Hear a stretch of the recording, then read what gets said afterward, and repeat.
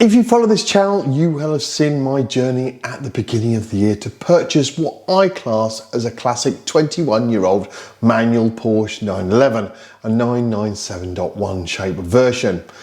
I have been a bit light on content recently, sorry for that.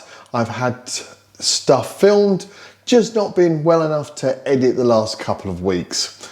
Anyway, that aside, here we are with a new video, one that's about my 21-year, nearly 22-year-old Porsche 911 997.1. My highlight of ownership in 2025 was taking the 997 away on an absolutely amazing tour with like-minded friends travelling in a convoy to Bordeaux, through the mountain roads of the Pyrenees, crossing the middle of Spain to Salamanca before heading to our destination in Portugal of Porto. Great video content I made then. Well, I thought it was great. I thoroughly enjoyed the drive as well. And then we made the return journey back via northern Spain and the unforgettable Le Mans. This trip was so memorable on so many levels and for so many reasons. A quick YouTube thing. I don't usually do this, but before my channel disappears completely, please press that button, that like one. It's so important for a small channel like mine. And if you're feeling generous, please subscribe to the channel. Without people doing this, the channel will disappear as YouTube stops sharing to others. Oh, and if you have an opinion or would like to contribute to the topic, use the comments. Back to the video. If you're lucky enough to have access to a sports car and you've not taken it across Europe, you are absolutely missing out on some exceptional memories.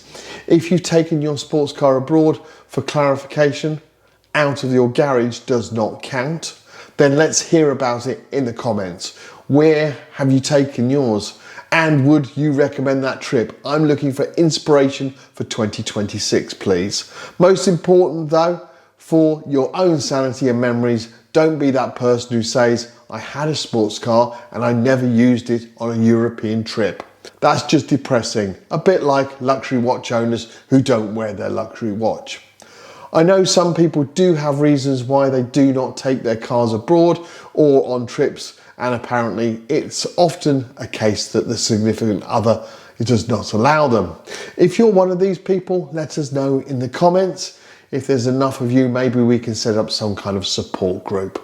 I had planned to do a few more miles and trips in the Porsche 911 this year than I did manage to get done. Embarrassingly, I have to admit to only have done 5,234 miles in my 21-year-old Porsche since January this year, and 3,000 of these was on my European trip in May, which has taken its total mileage of the car to just under 102,000 miles. I'm still surprised at how well this age car with that mileage drives. Absolutely outstanding.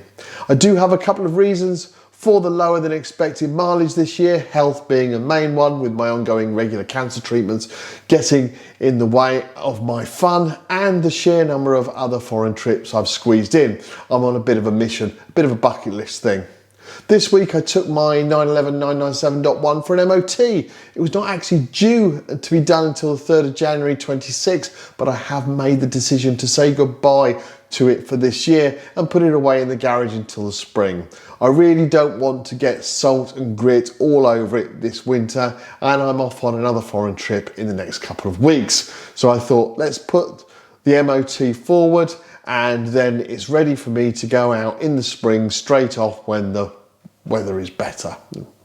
I use a local garage for my MOT, Chase Garage. They are located in the centre of town here, so it's easy for me to drop the car off and pick it up while it's still going into the office. I use them for all of my tyres and some of my other vehicles, always very reliable and well priced. I'm really pleased to report that my 21-year-old Porsche 911 through its MOT with no advisories.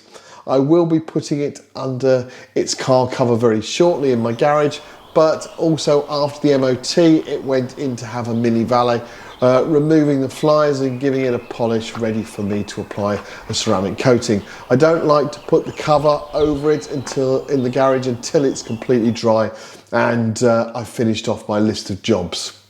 Thank you for taking the time to watch this video. It's absolutely appreciated. And don't forget to like, subscribe and comment. It's nice to hear other thoughts. Until the next video, JP out.